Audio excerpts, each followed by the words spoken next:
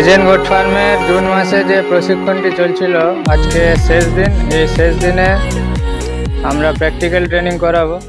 কারণ থিওরি তো আমরা দুদিন শিখলাম, থিওরিতে অনেক কিছুই আলোচনা করা হয়েছে ছাগলের রোগ জ্বালা সম্পর্কে, যে সমস্ত রোগগুলো গুরুত্বপূর্ণ সেগুলোই। কারণ আমাদের এই পশ্চিমবঙ্গে বেশিরভাগ ছাগলের যে সমস্যাটা হয় সেটা হচ্ছে পিপিআর, গোটপক্স, কন্টাজিয়াস একথাইমা এবং খুরা রোগ। মুখের মধ্যে, খুরের মধ্যে ঘা হয়, যেটাকে আমরা ফুট অ্যান্ড মাউথ ডিজিজ বলি, এফএমডি। এই চারটি রোগে সবথেকে বেশি প্রতি বছরই ছাগল মারা যায়। এই যে গ্রীষ্মকাল শেষ হয়ে যায়, এখন বর্ষাকাল আসবে, প্রচুর ছাগল মারা যাবে। কারণ এখনও অবধি সেইভাবে প্রান্তিক খামারিরা ভ্যাকসিন সম্পর্কে সচেতন হননি। আর ভ্যাকসিনের যে একটা সঠিক নিয়মে যে ভ্যাকসিনেশন করার যে একটা ব্যাপার থাকে, সেটাও কিন্তু তাদের জানা নেই। আর ভ্যাকসিন শুনলেই অনেকেই ভয় পান। তাই প্রপার ভ্যাকসিনেশন না হওয়ার কারণে পশ্চিমবঙ্গে কিন্তু আস্তে আস্তে প্রচুর ছাগল কিন্তু প্রতি বছরই মারা যায়। তাই আজকের এই ভিডিওটা যারা দেখছেন এবং যারা ছাগল খামারের সঙ্গে যুক্ত আছেন, ভ্যাকসিনেশন অবশ্যই দরকার। একটা লাইভ স্টক বিজনেসে, যে কোনো লাইভ স্টক, সেটা ডেয়ারি হোক এবং পোলট্রি হোক, পিগারি হোক, চাই গোটারি হোক, ভ্যাকসিনের কিন্তু খুবই গুরুত্বপূর্ণ ভূমিকা আছে। তাই ভ্যাকসিন আপনারা করবেন। এই বর্ষা আসছে, বর্ষার আগে একবার ডিওয়ার্মিং করাবেন ছাগলকে। লিভার টনিক জিঙ্কের সিরাপ দিতে পারলে খুবই ভালো। আর না হলে অবশ্যই আপনারা ডিওয়ার্মিং করানোর পরে ভ্যাকসিনেশন করাবেন। আজকে আমাদের সঙ্গে যে সমস্ত ক্যান্ডিডেটগুলো এসছেন দূর দূরান্ত থেকে, তারা অনেকেই ছাগল পালনের সঙ্গে আগে থেকে যুক্ত ছিলেন এবং এই ছাগল পালনের সঙ্গে যুক্ত থাকা অবস্থায় তারা যে প্রবলেমগুলো বা সমস্যাগুলো নিজেদের ফার্মে পেয়েছেন, সেগুলোকে সমাধানের জন্য আজকে আমাদের কাছে এসছেন প্রশিক্ষণ নিতে। তো সবার সঙ্গে আমি একটু পরিচয় করিয়ে দিই। সবথেকে প্রথমে আমাদের এখানে আছেন বিশ্বনাথ মহান্তি। তো আপনার বাড়ি? আমার বাড়ি সাঁকোটি, পশ্চিম মেদিনীপুর। আচ্ছা, খড়গপুর লোকাল। আপনি ছাগল পালনের সঙ্গে যুক্ত? না, আমি করতে চাই। ইনি নতুন করে ছাগল পালন শুরু করবেন। যারা নতুন করে শুরু করবেন, অবশ্যই প্রথম কাজ হচ্ছে যে উঁচু জমি নির্বাচন। যেখানে আপনি ফার্ম করছেন, এই যে বর্ষা আসছে, সেখানে যেন জল না জমে যায়। যে জমিটায় আপনি ঘাস লাগাচ্ছেন ছাগলের জন্য, বা আপনি যে জায়গাটায় গ্রেজিং করাবেন, সেটাও যেন বর্ষাকালে জলে না ডুবে যায়। কারণ আমাদের এই গোটারি সেক্টরে সবথেকে বড় শত্রু হচ্ছে কৃমি। আর কৃমির সবথেকে জলা জায়গা হচ্ছে পছন্দের জায়গা, সেখান থেকে তারা কিন্তু বংশবিস্তার খুবই তাড়াতাড়ি করে। তাই অবশ্যই উঁচু জমি নির্বাচন করবেন এবং সেখানে উঁচু জমি নির্বাচন করার পরে ঘাস চাষ করবেন। ঘাস চাষ করার পরে একটি ছাগলের বিজ্ঞানসম্মত সেট তৈরি করবেন। তারপরে আপনি প্রশিক্ষণ নেবেন, তারপরে ছাগল কিনবেন। অনেকে ভুল করে আগে ছাগল কিনে তারপরে যা হোক করে ছাগলেরকে রাখার কোনো ব্যবস্থা থাকে না, খাবার দাবারের ব্যবস্থা থাকে না। তো ম্যানেজমেন্ট বা একটা সব কিছু যদি ঠিকঠাক ওয়েতে চলে, তবে কিন্তু গোট ফার্মে আপনি সফলতা পাবেন। না হলে ছাগল কিন্তু একটুতেই অসুস্থ হয়ে যায়। তাই ছাগলের আগে আপনাকে রোগ জ্বালা সম্পর্কে জানতে হবে, তার জন্য অবশ্যই প্রশিক্ষণে আসতে হবে। অনেক ফার্মার আমাদের কাছে ট্রেনিং নিয়ে গেছেন, যারা প্রশিক্ষণ নেওয়ার পরে অনেক কিছু জানতে পাওয়ার পরে চিন্তা ভাবনা করে দেখছেন যে ওনার জন্য ছাগল পালন কিন্তু নয়। কারণ ওনার কাছে সেরকম উঁচু জমি নেই, আর 24 ঘন্টা সময় দেওয়ার মতো সময় নেই, অন্য ব্যবসার সঙ্গে যুক্ত। আমরা বারবার বলি, আপনি যত বড়ই ফার্ম করুন, আপনাকে কিন্তু স্টাফ দিয়ে কোনোদিনও গোট ফার্ম চলবে না। আপনাকে নিজে প্রেজেন্ট থাকতে হবে, দাঁড়িয়ে থেকে কাজ করাতে হবে। অনেকে আছেন পয়সা ইনভেস্ট করে দিয়েছেন, ফার্ম করে দিয়েছে, স্টাফের মাধ্যমে ছেড়ে দিয়েছে, সেই ফার্ম কোনোদিনও সাকসেস হবে না। এগুলো মাথায় রাখবেন। আচ্ছা, আপনার নাম? আমার নাম সমীরণ মাইতি, আমি পূর্ব মেদিনীপুর থেকে এসেছি। আপনি নতুন ফার্মার না? আমি নতুন, কিছুটা নতুন বলা যেতে পারে, কারণ আমি সবে 3 মাস হলো চালু করেছি। এবং অনেক ধন্যবাদ কেজিএন গোট ফার্ম ট্রেনিং সেন্টারকে, যে যারা আমাদেরকে এত সুন্দর ট্রেনিং দিয়ে আমাদেরকে সমস্ত ম্যাটারটাকে বুঝিয়ে দিচ্ছে। কিছু কিছু ক্ষেত্রে কমপ্লিকেটেড খুব ব্যাপারগুলো রয়েছে, যেগুলো আমরা এখান থেকে আমরা জানতে পারছি, এবং পরবর্তীকালে যাতে আমরা এগুলোকে আরও ভালোভাবে সুন্দরভাবে জিনিসটাকে পরিচালনা করে আমরাও নিজেদের ব্যবসার দিকে এগিয়ে যেতে পারি, সেটাই আমাদের লক্ষ্য। যেহেতু থিওরিতে আমরা সমস্ত রোগ জ্বালা সম্পর্কে আলোচনা করেছি, যখন আমরা ফিল্ডে সেই রোগটা সম্পর্কে পাবো, ধরুন আমরা থিওরিতে পিপিআর সম্পর্কে বিস্তারিত আলোচনা করেছি, যখন আমরা ফিল্ডে সেই রোগটাকে দেখব তখন আমাদের মাথায় আসবে না আমাদের থিওরিতে পড়ানো হয়েছিল, সাথে সাথে আমরা সেই রোগটার চিকিৎসা করতে পারবো। তো এটাই হচ্ছে সবথেকে বড় ব্যাপার, থিওরিও নিয়ে নলেজ নিতে হবে, প্র্যাকটিক্যালও নিতে হবে। আপনার নাম? সৌরভ রায়, আপনার বাড়ি? দক্ষিণ 24 পরগনা। দক্ষিণ 24 পরগনা থেকে এসেছেন নতুন ফার্ম? নতুন ফার্মার। নতুন করে ফার্মিং করবেন। আপনার নাম? অরিজিৎ আদক, বাড়ি তারকেশ্বর, বালিপুর, হুগলি। নতুন ফার্ম? না, কিছু ছাগল নিয়ে শুরু করেছি, তবে সেরকমভাবে কিছুই নলেজ ছিল না। ধন্যবাদ জানাই কেজিএন গোট ফার্মকে, যেহেতু আমাদের এটা 3 দিনের প্রশিক্ষণ, এই 2 দিন আমরা অনেক কিছু জানতে পেরেছি, যেটা অনেক বড় সমস্যা হয়ে দাঁড়াবে। তো ধন্যবাদ জানাই, এটা অনেকটাই আমাদের কাছে মানে নলেজেবল হয়ে উঠলো, যে এই ব্যাপারগুলো জানলাম যে এই সমস্যা হলে এই ট্রিটমেন্ট করতে হবে। তো গোট ফার্মিং যারা করছেন বা যারা নতুন করে আসছেন, যারা ভিডিওটা দেখে চিন্তা ভাবনা করছেন যে গোট ফার্মিংয়ে আসবেন, গোট ফার্মিংয়ে কিন্তু অনেক টাকা ইনভেস্টমেন্ট হয়, মানে প্রচুর টাকা ইনভেস্ট করতে হয় এখানে। আর যখন আপনি এত টাকা ইনভেস্ট করবেন, 20 লাখ, 25 লাখ, 5 লাখ, 10 লাখ, ছোটো থেকে যদি শুরু করেন, 5 লাখের কমে তো কোনোদিনও ফার্মিং করা সম্ভব নয়। কারণ আজকের মার্কেটে দাঁড়িয়ে যে জিনিসপত্রের যা দাম, তো এত টাকা ইনভেস্ট করার আগে আপনি একটা সামান্য 5-6 হাজার টাকার প্রশিক্ষণ যদি নিয়ে নেন, তাহলে কি হবে, আপনি অ্যাটলিস্ট বুঝতে পারবেন যে আমি 5 লাখ ইনভেস্ট করবো না করবো না।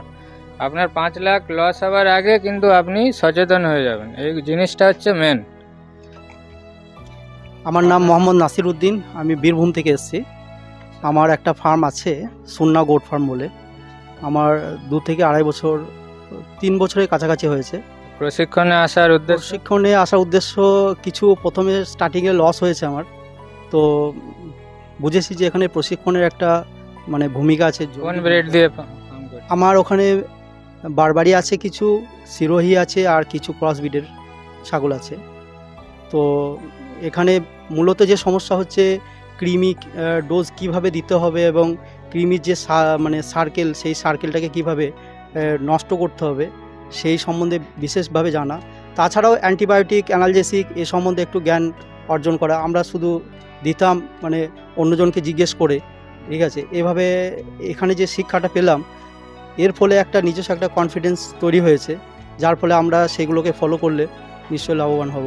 এবং খাদ্য তালিকা যেটা একটা মেন ভূমিকা ছিল, যেটা আমরা মানে পরিবর্তন করে খাওয়াতাম, কিন্তু সেটা এখন একটা নিয়মের মাধ্যমে খাওয়াতে পারবো, এর ফলে একটা সাফল্য ইনশাল্লাহ পাবো। ধন্যবাদ। আপনার নাম? আমার নাম শেখ আফরোজ আহমেদ। আমি নতুন ফার্মার? হ্যাঁ স্যার, নতুন ফার্মার বলতে আমার বাড়িতে এক্সপিরিয়েন্স নেওয়ার জন্য আমি কিছু ছাগল রেখেছি, যাতে কিছুটা এক্সপিরিয়েন্স আমার হোক, কী কী রোগের ব্যাপারে কীভাবে কী চিকিৎসা করতে হবে, কিভাবে রাখতে হবে। তো আমাদের সেইভাবে নলেজ ছিল না, যার কারণে আমরা স্যার কেজিএনে আপনার কাছে এসেছি স্যার ট্রেনিংটা নিতে, যাতে আমরা এই বিজনেসে নামার আগে লস আর লাভের ব্যাপারটা একটু বুঝতে পারি, বা আমাদের জন্য এই ব্যবসাটা আছে কিনা সেটা জানতে পারি। ঠিক আছে, ধন্যবাদ। তো পরবর্তী যে ক্যান্ডিডেট আছেন, উনি এসছেন সাউথ 24 পরগনা থেকে। আপনার নাম? আমার নাম অশোক দেবনাথ, আমার বাড়ি হচ্ছে দক্ষিণ 24 পরগনা, মথুরাপুর। মথুরাপুর। প্রশিক্ষণে আসার উদ্দেশ্য? প্রশিক্ষণে আসার উদ্দেশ্য হচ্ছে নিজেকে আরও ভালো করে তৈরি করা, আরও একটু বেশি।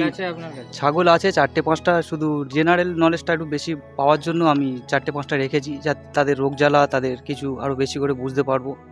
তারপরে এখানে এসে প্রশিক্ষণ নিয়ে আরও বেশি ভালোভাবে আমার ছাগলগুলোকে তৈরি করতে পারবো। তো ছাগল পালন যারা করছেন, ব্রিড সিলেকশন কিন্তু খুবই গুরুত্বপূর্ণ ভূমিকা পালন করে এখানে। কারণ লাইভ স্টক বিজনেসে ব্রিড সিলেকশন হচ্ছে 50%। আপনার মানে আপনি পরবর্তীতে সফলতা পাবেন কি পাবেন না, সেটা ডিপেন্ড করবে ব্রিডের উপরে। আপনাকে কি করতে হবে, যেহেতু এটাও একটা খাবার জিনিস, তাই আপনাকে কি করতে হবে যে ছাগলের গায়ে যেন মাংস তৈরি হয় সেই রকম ব্রিড সিলেকশন করতে হবে। সেই রকম ব্রিডের মধ্যে আমাদের পশ্চিমবঙ্গে সবথেকে ভালো ব্রিড হচ্ছে, মানে সুটেবল ব্রিড হচ্ছে বারবারি। বারবারই মাংসের উৎপাদনও যেমন ভালো করে, সেরকম দুধের উৎপাদনও ভালো করে, তার পাশাপাশি বাচ্চার উৎপাদন, মানে একটা বারবারি ছাগল যদি ভালো ব্লাড লাইনের হয়, বাচ্চা দেওয়ার পরে কিন্তু 21 দিন থেকে 30 দিনের মধ্যে সে হিটে চলে আসে, আর 150 দিন পরে সে আবার বাচ্চা দেয়। তো ব্রিড সিলেকশন অবশ্যই ভালো করবেন। এমন নয় যে আপনার ছাগলের সংখ্যাই শুধু মাথায় বেড়ে গেল, কিন্তু যে বাচ্চাগুলো আসছে সেই বাচ্চাগুলোই তো আপনাকে মার্কেটে বিক্রি করে সেখান থেকে পয়সা অর্জন করতে হবে। তো এখন আপনার যা বাজার দর চলছে, আপনার যদি প্রতি মাসে 10 থেকে 15 হাজার টাকা একটা ফার্ম থেকে রোজগার না হয়, তাহলে কিন্তু ফার্ম করে কোনো লাভ নেই। 15 হাজার টাকা মানে পার ডে আপনাকে মিনিমাম 500 টাকা রোজগার করতে হবে।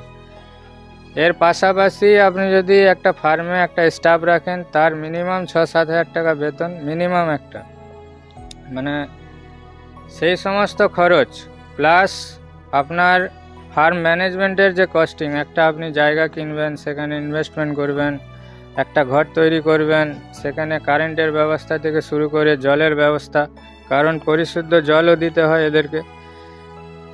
এগুলো ইনভেস্টমেন্ট করার পরে আপনাকে ক্যালকুলেশন করতে হবে যে কতদিনে আমার ইনভেস্টমেন্ট উঠে আসছে, তারপরে আমি কতদিনে এর থেকে আমি প্রফিট পাচ্ছি। দুম করে যে কোনো ব্রিড দিয়ে ফার্মিং শুরু করবেন না, ব্রিড সম্বন্ধে আগে জানুন।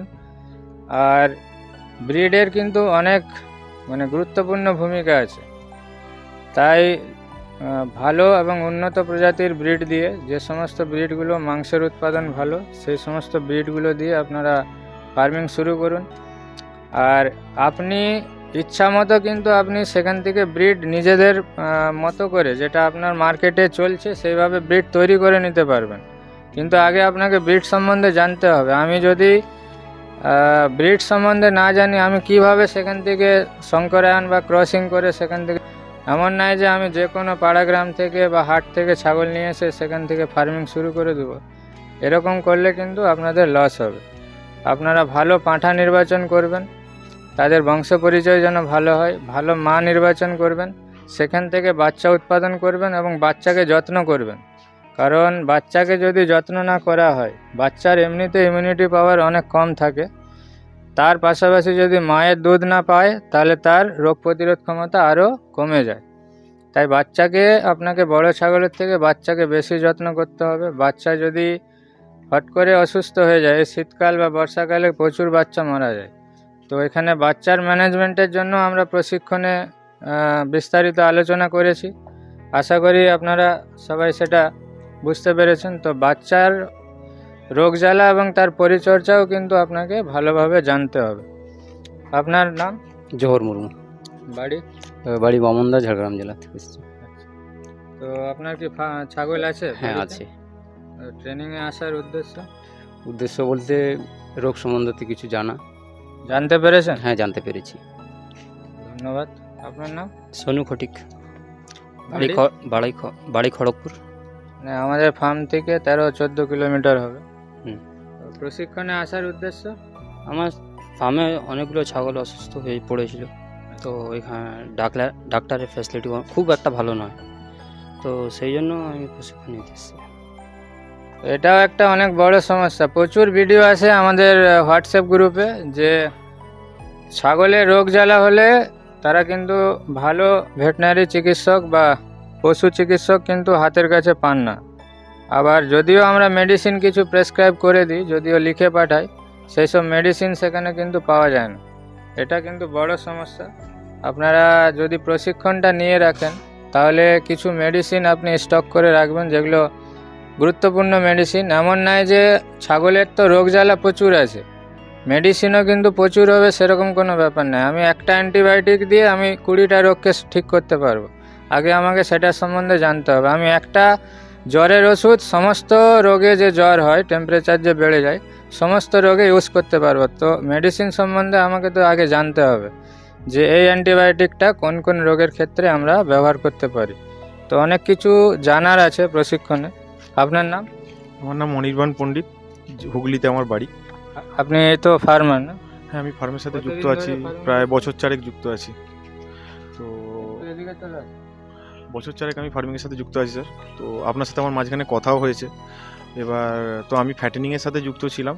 খুব রিসেন্ট ফ্যাটেনিংয়ের ক্ষেত্রে আমি খুব একটা প্রবলেম দেখিনি, টিকাকরণ আর মানে ডিওয়ার্মিংয়ের ক্ষেত্রটা ঠিকঠাকভাবে মেনটেন করলে ফ্যাটেনিংয়ে আমি খুব একটা প্রবলেমের শিকার হইনি।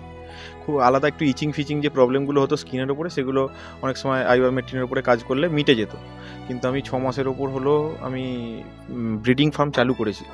তো যেটা হয়তো আমার কিছুটা হলেও ভুল হয়েছে প্রশিক্ষণ ছাড়া চালু করায়, কারণ ওই যে প্রবলেমের কথা আপনি বলছেন আমাদের ওইদিকে ডাক্তারের সমস্যা আছে, প্লাস ওষুধ পাওয়ার একটা সমস্যা, এটাতেও মানে ফেস করতে হচ্ছে। আর তার সাথে সাথে রোগের যে প্রপার ডায়াগনোস সেই জিনিসটা আমাদের ওখানে খুব একটা ভালোভাবে পাওয়া যায় না। তো মাঝখানে লাস্ট প্রবলেম আমার দুটো প্রবলেম আমি আপনার সাথে যোগাযোগ করেছিলাম, তার ট্রিটমেন্ট করেছি, এখন ছাগল সুস্থও আছে, কোনো অসুবিধা হচ্ছে না। তো সেক্ষেত্রে ট্রেনিংটা সেই কারণেই নেওয়া যাতে আমি আমার ফার্মে যে কিছু ম্যাসিভ প্রবলেম এদের, কারণ এদের শরীর তো খুব তাড়াতাড়ি ডাউনের দিকে যায়, খুব একটা সময় দেয় না, সেই ম্যাসিভ প্রবলেমগুলো যাতে নিজে থেকে ফেস করে নিজে থেকে সেগুলোকে উইথড্রল করতে পারি আমার ফার্ম থেকে, সেটাই আমার লক্ষ্য। তো সেই হিসেবেই আমার আপনার কাছে ট্রেনিংয়ের জন্য আসা। তো আমি সব কিছু শিখে গেছি এটা বলবো না, তবে অনেক কিছুই আপনার থেকে জানতে পেরেছি। এবার সেটাকে নিজের ফার্মে থেকে সেটাকে যতটা আমি ইউটিলাইজ করতে পারবো, এবার তার উপর থেকে আমার নিজের শিক্ষাটা আরও বাড়বে। তার সাথে আপনার সাথে আলোচনা তো ভবিষ্যতেও থাকবে। কতদিন ধরে ফার্মিং লাইনে আছেন? গোট ফার্মিং 4 বছরের ওপর আছে। 4 বছর ধরে ইনি গোট ফার্মিংয়ের সঙ্গে যুক্ত আছেন। তো 4 বছর পরে আমাদের কাছে প্রশিক্ষণ নিতে এসছেন। কিছুদিন আগে একটা বড় সমস্যায় পড়েছিলেন, তো সেখানেও আমরা চেষ্টা করেছিলাম হেল্প করার। আর উনি যেটা বললেন যে ডায়াগনোসিস বা রোগ নির্ণয় কিন্তু আমাদের পশ্চিমবঙ্গে যতগুলো পশু চিকিৎসক আছে যারা ম্যাক্সিমাম কিন্তু তারা গরুদের চিকিৎসা করে, গরু এবং মোষের। ছাগলের সেরকমভাবে মানে ফিল্ডে তারা কিন্তু রোগগুলোকে চিকিৎসা বা ডায়াগনোসিস করতে পারে না। তার কারণ হচ্ছে যে ছাগল হচ্ছে ডিজিজ সেন্সিটিভ অ্যানিমেল। আপনি যদি আজকে ধরুন কোনো রোগের লক্ষণ প্রকাশ করেছে, আজকেই যদি ট্রিটমেন্ট শুরু করেন তাহলে কিন্তু সে 2-3 দিনে রেসপন্স করবে মেডিসিনের উপরে। কিন্তু যদি আপনি 3 দিন দেরি করে দিয়েছেন, 3 দিন পরে কি 4 দিন পরে তাকে ডায়াগনোসিস হলো, তারপরে তার চিকিৎসা শুরু হলো, তাহলে কিন্তু অতটা রেসপন্স পাওয়া যায় না। তাই রোগ নির্ণয় খুবই গুরুত্বপূর্ণ ব্যাপার। আর রোগ নির্ণয় আপনি তবেই করতে পারবেন যখন রোগ সম্বন্ধে আপনার নলেজ থাকবে। আমি যদি রোগ সম্বন্ধে আমার নলেজ না থাকে আমি কোনোদিনও রোগ নির্ণয় করতে পারবেন না। আপনি যাকেই ডাকবেন ওরা ছাগলের একটাই রোগ বলবে, পিপিআর হয়ে গেছে। ছাগল যদি মানে কোনো কিছুই প্রবলেম হোক, একটাই রোগ জানে, পিপিআর। কারণ তাদের মাথায় আর কোনো রোগ সম্বন্ধে নলেজই নেই, একটাই জানে যে ছাগলের মহামারী রোগ পিপিআরই হয়েছে, পিপিআরেরই চিকিৎসা চলবে, এবং যার কারণে প্রচুর ছাগল কিন্তু নষ্ট হয়ে যায়। তো আপনার নাম? সৌরভ গিরি, বাড়ি দক্ষিণ চব্বিশ পরগনা, কাকদ্বীপ থেকে এসেছি। আমার প্রায় 2 বছর ধরে ছাগল রয়েছে, কিন্তু আগে এতগুলো প্রবলেম ফেস করতাম না, কিন্তু এখন প্রচুর পরিমাণে প্রবলেম আসছে। কোনো বাচ্চা বাঁচাতে পারছি না, বাচ্চা বেশিরভাগই কেটে যাচ্ছে কিংবা মরে যাচ্ছে। তার জন্য মহসিন স্যারের কাছে শিখতে এসেছি, এখান থেকে অনেকটাই শিখেছি। বাচ্চাগুলো কিভাবে কি সিমটম, যখন মারা যেত তার আগে কীরকম লক্ষণ আসতো? কিছু বাচ্চা ঘুরে মানে রাউন্ড শেপে ঘুরে ঘুরে মরেছে। কিছু বাচ্চা ভিটামিনের ডেফিসিয়েন্সিতে মরেছে। তো সেখান থেকে আমরা ট্রিটমেন্টগুলো শিখলাম। আশা করি আমরা বাড়িতে গিয়ে এগুলো ট্রিটমেন্ট পেশ করতে পারবো। Coccidiosis, anaemia, white muscle disease, white square, এই ধরনের রোগগুলোতে বাচ্চা ছাগল বেশি মারা যায়। নিউমোনিয়া, তো যার কারণে বাচ্চা যখন শীতকালে আবার বাচ্চা বেশি হয়। তো যখনই শীতকালে বাচ্চা হবে, বাচ্চাকে ব্রুডিংয়ের ব্যবস্থা করবেন। শেডের উপরে একটা কাঠের 4 ফুট বাই 2 ফুটের একটা 18 ইঞ্চি হাইটের কাঠের ঘর বানাবেন, বা বাক্সের মধ্যে বানিয়ে তার উপরে একটা 200 পাওয়ারের বাল্ব জ্বালিয়ে বাচ্চাকে মায়ের পেট থেকে বেরানোর পরে 30 মিনিটের মধ্যে কোলেস্ট্রম খাওয়ানোর পরে সাথে সাথে টেম্পারেচারে রেখে দিবেন লাইট জ্বালিয়ে। কারণ তার পেটের মধ্যে সে যখন থাকে প্লাসেন্টার ভিতরে, সেটা একটা টেম্পারেচারে সে থাকে, আর বাইরে যখন বেরিয়ে শীতকালে যখন সে আবহাওয়াটা পায় সেই সময়টা কিন্তু তার ঠান্ডাটা লেগে যায়। তো এগুলো অবশ্যই আপনারা মেনটেন করবেন। আপনার নাম? নমস্কার, আমি সুমন দাস, কাকদ্বীপ থেকে এসেছি। আমার ফার্ম রয়েছে দক্ষিণ চব্বিশ পরগনা, কাকদ্বীপ। আমার ফার্ম রয়েছে 1 বছর মতো হলো। আমি দেশি এবং ক্রসব্রিড 2 ধরনের ছিল। আমি 1 বছরের মধ্যে খুব একটা সমস্যায় পড়িনি, কিন্তু ইদানিংকালে একটু সমস্যায় পড়ছি। যেমন বাচ্চাদের নিয়ে একটু সমস্যায় পড়ছি। বাচ্চাগুলো ভিটামিনের ডেফিসিয়েন্সি দেখতে পাচ্ছি। এখানে এসে বুঝতে পারলাম যে ওগুলো ভিটামিনের ডেফিসিয়েন্সির জন্য হচ্ছে। তারপরে মা ছাগলে কিছু সমস্যায় পড়ছি। যেমন মা ছাগলটা হঠাৎ করে প্রচুর গ্যাস ফর্ম হয়ে গেছিলো। সেখান থেকে আপনাদের কী অ্যান্টিবায়োটিক চালাতে হবে, সেই সমস্ত অ্যান্টিবায়োটিকগুলো জেনে আমি চালিয়েছিলাম। কিন্তু সেই অ্যান্টিবায়োটিক জোগাড় করতেই আমার সন্ধ্যে 7টা থেকে রাত্রি 11টা পর্যন্ত বেজে যায়, এবং জোগাড় করার পরে কাকে দিয়ে পুশ করানো হবে সেটা পাওয়া যায়নি। আমি সেই সমস্যার পরে মনে হলো যে না, নিজেকে অনেক ফার্মার আমাদেরকে ভিডিও পাঠান, আমরা মেডিসিনও বলে দিই, কিন্তু আমাদের প্রেসক্রাইব করা মেডিসিনের মধ্যে 80% কিন্তু ইঞ্জেকশন ফর্মে থাকে। আর তারা বলে যে আমরা ইঞ্জেকশন কিন্তু দিতে জানি না, কোনো ট্যাবলেট থাকলে বলে না। কারণ আপনি ট্যাবলেট খাওয়াবেন, সেটা রুমেনে যাবে, রুমেন থেকে রেটিকুলাম হয়ে অমাজম হয়ে অ্যাবোমাজমে আসবে, তারপরে সেটা ব্লাডের মধ্যে যাবে। এই যে প্রক্রিয়াটা, এটা অনেক দেরি। তার কারণে আমরা কি বলি, ইঞ্জেকশন দিন, সাথে সাথে ব্লাডে যাবে এবং ইনস্ট্যান্ট কাজ হবে। আর ইঞ্জেকশন দিতে অনেকেই জানে না, খুবই মানে সিম্পল ব্যাপার। আমরা এখন সমস্ত ক্যান্ডিডেটকে ইঞ্জেকশন দেওয়া শেখাবো। আপনারাও দেখবেন ভিডিওটা, আপনারাও ভিডিও দেখেও দিতে পারেন। তো ইঞ্জেকশন দেওয়াটা আর টেম্পারেচার নেওয়াটা, মানে ছাগলের তাপমাত্রা চেক করা এবং ইঞ্জেকশন দেওয়া, এই দুটো জিনিস আপনাকে ছাগল পালন করতে গেলে অবশ্যই জানতে হবে। আমার নাম সুভাষ বারিক, আমি দক্ষিণ 24 পরগনা কাকদ্বীপ থেকে এসেছি। আমার ওই 1.5 বছর হলো ছাগল ফার্ম আছে। আর কিছু প্রবলেমে আমি পড়েছি। প্রবলেম বলতে এই যেরকম শীতের সময় গোলা ফোলা রোগ বা পিপিআরের যে ভ্যাকসিন, এই সম্বন্ধে আমার আইডিয়া ছিল না। তো ওখানে ডাক্তারকে ডাকলে অনেক মানে প্রবলেম ফেস করতে হতো। যা সকালে ডাকলে সন্ধ্যেবেলা আসে, ওই সময় মানে খুব প্রবলেম দেখা দিয়েছে। এই জন্য দাদার ভিডিও দেখে, কেজিএন গোট ফার্মের ভিডিও দেখে আমরা এখানে প্রপারলি ট্রেনিং নিতে এসেছি। ধন্যবাদ। আপনার নাম? আমার নাম শুভ চাওলা, খড়গপুরে বাড়ি, এখানেই সামনে। আমরা নতুন স্টার্ট করতে চাই, তাই এখানে প্রথমে ট্রেনিং নেওয়ার পরে চালু করব বলে সিদ্ধান্ত নিয়েছি আর কি। এটা দেখার পর, শেখার পরেই সব কিছু শুরু করব। কোন জাতটা। ঘাস লাগিয়েছেন? হ্যাঁ, ঘাস অলরেডি লাগিয়ে দিই। আর শেডের কাজ? শেডের কাজ চালু করেছি।